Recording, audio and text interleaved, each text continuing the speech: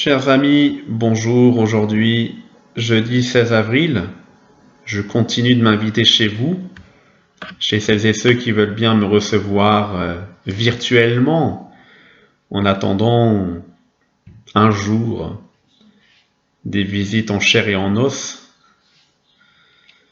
Si j'emploie cette formule en chair et en os, c'est bien aussi pour nous permettre d'entrer dans ce passage d'évangile de Jésus-Christ selon saint Luc. Le Christ Jésus qui s'invite en chair et en os, lui le ressuscité, lui le vivant. En ce temps-là, les disciples qui rentraient d'Emmaüs racontaient aux 11 apôtres et à leurs compagnons ce qui s'était passé sur la route et comment le Seigneur s'était fait reconnaître par eux à la fraction du pain. Comme ils en parlaient encore, lui-même fut présent au milieu d'eux et leur dit « La paix soit avec vous ».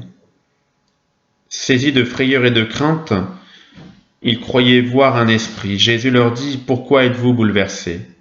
Et pourquoi ces pensées qui surgissent dans votre cœur? Voyez mes mains et mes pieds, c'est bien moi, touchez-moi, regardez, un esprit n'a pas de chair ni d'os, comme vous constatez que j'en ai. » Après cette parole, il leur montra ses mains et ses pieds. Dans leur joie, ils n'osaient pas encore y croire et restaient saisis d'étonnement. Jésus leur dit « Avez-vous ici quelque chose à manger ?» Ils lui présentèrent une part de poisson grillé qu'il prit et mangea devant eux. Puis il leur déclara « Voici les paroles que je vous ai dites, quand j'étais encore avec vous. Il faut que s'accomplisse tout ce qui a été écrit à mon sujet dans la loi de Moïse, les prophètes et les psaumes. » Alors il ouvrit leur intelligence à la compréhension des Écritures. Il leur dit « Ainsi est-il écrit que le Christ souffrirait, qu'il ressusciterait d'entre les morts le 3e jour, et que la conversion serait proclamée en son nom, pour le pardon des péchés à toutes les nations, en commençant par Jérusalem. C'est vous qui en êtes les témoins. » Acclamons la parole de Dieu. Louange à toi, Seigneur Jésus. Quand on vous dit que les apôtres mettent beaucoup de temps à accueillir au plus intime d'eux-mêmes, pas simplement de manière extérieure, l'événement du Christ ressuscité, comment leur foi se transforme, se construit, lentement, mais sûrement. C'est vrai que les disciples d'Emmaüs viennent leur raconter qu'ils ont rencontré le Christ ressuscité. Le Christ ressuscité vient, se manifeste, se montre, se fait présent au milieu d'eux. On pourrait imaginer que les apôtres disent « Ah ben justement, ça tombe bien, on parlait de toi, enfin t'arrives quoi !» Non, pas encore, on n'en est pas là. Saisis de frayeur et de crainte, ils croyaient voir un esprit. Il en faut du temps pour croire en la résurrection, de tout notre cœur. Et Jésus se fait vraiment extrêmement pédagogue. On ne peut pas être plus pédagogue que cela. Regardez, mais un esprit n'a pas de chair ni d'eau, comme vous constatez que j'en ai. Et il leur montre ses mains, ses pieds, quoi. Il ne peut pas faire mieux. Et il y a toujours ce mélange dans le cœur des apôtres, cette joie. Dans leur joie, ils n'osaient pas y croire. Ils restent saisis d'étonnement, mais ils sont dans la joie quand même. Voilà. Ça se met en route, petit à petit, ce long dimanche qui dure 7 jours. Mais c'est exactement notre vie dont il est question, encore une fois. Combien de fois nos réactions, nos paroles ne sont pas fondées sur la résurrection, qui donne de l'espérance, qui donne de la joie, qui donne quelques certitudes. Eh bien, voilà, on est quand même marqué personnellement par beaucoup de doutes. Et je mets dans ce lien avec la vidéo le texte de notre évêque, en nous disant, voilà, on est dans une période où il nous faut consentir. Nous sommes dans un grand désert, mais nous ne devons pas manquer d'espérance. Nous ne devons pas être désabusés. Nous devons garder la joie, la charité, l'espérance, la foi que le Christ est ressuscité, confinement ou pas confinement, quelle que soit la situation dans laquelle nous sommes. Même si, encore une fois, parfois, il nous faut poser des actes de foi et cela n'est pas facile. Et nous sommes tout le temps remis en cause, tout le temps remis en question, tout le temps en construction permanente. Voilà.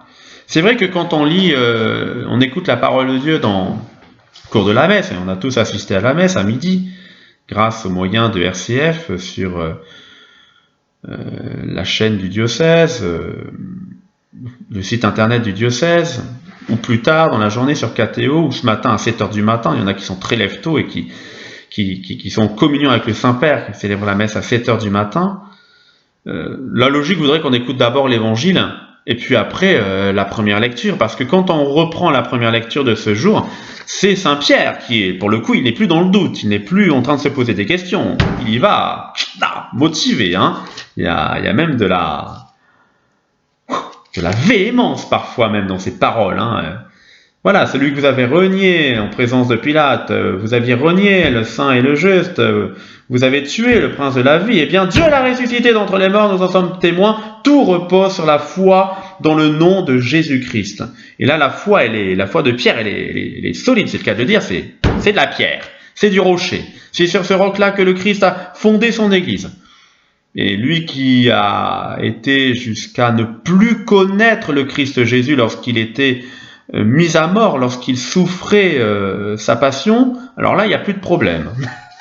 Ça marche, c'est du roc. Voilà. Et donc, la construction de ce passage d'évangile, toujours la même chose, hein. On démarre en étant vide, en étant en plein doute, en étant... est-ce que c'est vraiment lui? Est-ce que ce n'est pas un esprit? Eh bien voilà, Jésus leur propose de toucher son corps. Et ils mettent du temps. Et tant qu'ils n'auront pas une foi solide sur laquelle le Christ peut fonder son Église, tant que nous n'en sommes pas à la Pentecôte, tant que nous sommes dans ces 50 jours, eh bien voilà, nous devons nous poser des questions. Nous ne devons pas penser que la résurrection, c'est quelque chose de facile à comprendre et à croire. C'est pas simplement « oui, je crois que tu es ressuscité », c'est « est-ce que dans toute ma vie, dans mes actes, dans mes paroles, dans ma manière de penser, est-ce que je suis bien sur la foi ou est-ce que je suis encore un peu à côté? Ce ne sont que mes lèvres qui parlent, mais mon cœur n'est pas encore convaincu de la résurrection. » Et le Christ Jésus, comme hier dans le passage d'Emmaüs, eh bien, tient même à manger, à passer un moment de fraternité, un moment de convivialité avec les apôtres. Et il aime bien le poisson. Alors, il sait qu'il y a toujours du poisson pas très très loin, dans cette région de pêche, avec des pêcheurs de poissons. Non, il est sûr d'avoir un bon petit plat de poisson. Voilà, j'aime bien encore une fois cette manière avec laquelle le Christ s'invite comme ça là, avec les apôtres. Allez, avez-vous quelque chose à manger? Et de nouveau, comme avec les disciples d'Emmaüs, la relecture, on replonge dans les Écritures, on ouvre la parole de Dieu. Et c'est cette parole de Dieu qui nous fait grandir et qui nous fait vivre. Hein. Encore une fois, oui, c'est dur d'être privé de l'Eucharistie, de ne pas pouvoir communier au corps du Christ, mais on communie à la parole de Dieu. Plus que jamais, la parole de Dieu est d'une importance capitale pour nous les chrétiens. Et c'est ici que nous reconnaissons non seulement tout le chemin qui a été accompli, hein, on parle volontiers aujourd'hui encore de l'exode, de l'exil, et puis de la résurrection, et puis de la victoire de la vie plus forte que la mort, et puis l'exode, l'exil, eh bien, ne sont pas sans fin. Un jour, on tout rouvre la terre promise, et on va la retrouver. Cette terre promise, il nous faudra encore du temps. Mais encore une fois, même si nous n'avons pas toutes les vivres, nous en avons spirituellement pour continuer de tenir le choc. Et c'est bien ce que nous espérons les uns pour les autres, de tenir le choc spirituellement. Nous avons un évêque qui nous nourrit aussi bien par les textes qu'il nous écrit régulièrement, et puis par l'invitation à la prière. Attention à ne pas non plus commencer à nous gaver de la prière, mais d'avoir une vie de prière bien organisée. Hein. Voilà, le chapelet, RCF, la messe que l'on peut suivre, quelques bonnes lectures spirituelles. On a tous des livres que l'on a peut-être laissés dormir dans nos bibliothèques. Eh bien, c'est le moment de les sortir. Si on ne commence pas à les lire quand on a du temps, on ne les lira pas après. Et puis cette prière, l'invitation à contempler le cœur du Christ, cette prière au Sacré-Cœur que nous pouvons prier maintenant ensemble, la réciter aujourd'hui, la réciter chaque jour jusqu'au dimanche 26 avril. Puis après on aura une autre prière après le 26 avril par l'intercession des saints abbés Mayol et Odilon. Mais pour l'instant, contemplons le cœur du Christ qui a tant aimé le monde, confiné, pas confiné, il aime tout le monde dans la situation dans laquelle nous sommes aujourd'hui. Seigneur Jésus, par amour, tu n'as pas hésité à donner ta vie pour nous et pour les hommes. De ton côté ouvert, transpercé sur la croix, ont coulé l'eau et le sang. Regarde ton Église, tu l'as sauvée par l'eau du baptême. Tu l'as nourrie de ton corps et de ton sang dans l'Eucharistie. Consacre-nous. Nous sommes à toi, aujourd'hui et pour toujours. Transforme notre pauvre amour et rends-le plus fort que la mort. Fais de nos familles, de nos communautés chrétiennes, des lieux d'adoration et d'action de grâce, de pardon et de paix, des lieux où l'on s'aime, des lieux de générosité et d'ouverture, tout particulièrement à ceux qui souffrent en ces temps de pandémie.